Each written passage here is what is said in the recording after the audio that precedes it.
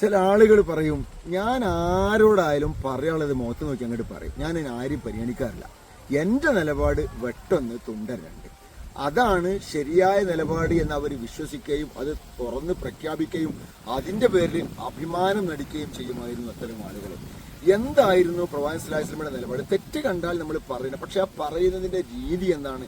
ടപ്പേ എന്ന് പറഞ്ഞ് പ്രതികരിച്ച് ആളുകളുടെ അസംതൃപ്തി നമ്മൾ നേടിയെടുക്കേണ്ടതുണ്ടോ? അതുകൊണ്ട് നമുക്ക് വല്ല ഗുണവുമുണ്ടോ? വളരെ സാവധാനത്തോടെ കാര്യങ്ങൾ കണ്ട് ഒരു റെസ്പോൺസ് മൈൻഡ് നിലപാട് സ്വീകരിക്കുന്നതിന് പകരം പെട്ടെന്ന് പ്രതികരിക്കുന്ന റിയാക്ഷൻ കൊണ്ട് നമുക്ക് എന്ത് ഗുണമാണുള്ളത്? മോഡേൺ സൈക്കോളജി പറയുന്നത് ഡിലേഡ് റെസ്പോൺസിനെ കുറിച്ചാണ്. കാര്യങ്ങൾ വീക്ഷിച്ച് അവധാനതയോടുകൂടി പ്രതികരിക്കുക. അത് തെറ്റ് ചെയ്യുന്ന ഒരാളായിരുന്നാലും അനാവശ്യമായ കാര്യങ്ങൾ ഏർപ്പെടുന്നവരായിരുന്നാലും അവരോട് നമ്മൾ സാവകാശമാണ് കാര്യങ്ങൾ പറയുന്നത് എങ്കിൽ അവർക്ക് അത് മനസ്സിലാക്കുവാനുള്ള സമയം കിട്ടും. നബി സല്ലല്ലാഹു അലൈഹി വസല്ലമയുടെ അടുക്കൽ വന്നിട്ട് ഒരു സ്വഹാബി ആവശ്യപ്പെടുകയാണ്, എനിക്ക് സിന ചെയ്യുവാനുള്ള, വ്യഭിചരിക്കുവാനുള്ള പെർമിഷൻ തരണം. നബി സല്ലല്ലാഹു അലൈഹി വസല്ലമ എത്ര മനോഹരമായിട്ടാണ് അദ്ദേഹത്തെ ഡീൽ ചെയ്തത്. സ്വഹാബാക്കള് രംഗം കണ്ട് ഞെട്ടിത്തെറിച്ച് അവനെ കൈകാര്യം വേണ്ടി ഒരുങ്ങിയപ്പോൾ റസൂലുള്ളാഹി പറഞ്ഞു, മകലൻ സാവകാശം സാവകാശം എന്ന് പറഞ്ഞ് അവനോട് മോഡേൺ സൈക്കോളജിയിൽ കോഗ്നിറ്റീവ് ബിഹേവിയറൽ തെറാപ്പി CBT ഉപയോഗിക്കുന്ന അതേ മെത്തേഡിലൂടെ അവനോട് ചോദിക്കുകയാണ്. അവന്റെ ബ്രെയിനിനെ നബി സല്ലല്ലാഹു അലൈഹി വസല്ലമ പതുക്കെ പതുക്കെ അവന്റെ ചിന്താഗതിയെ മാറ്റിയെടുക്കുകയാണ്. നിനക്ക് സഹോദരിയില്ലേ? നിനക്ക് ഉമ്മയില്ലേ?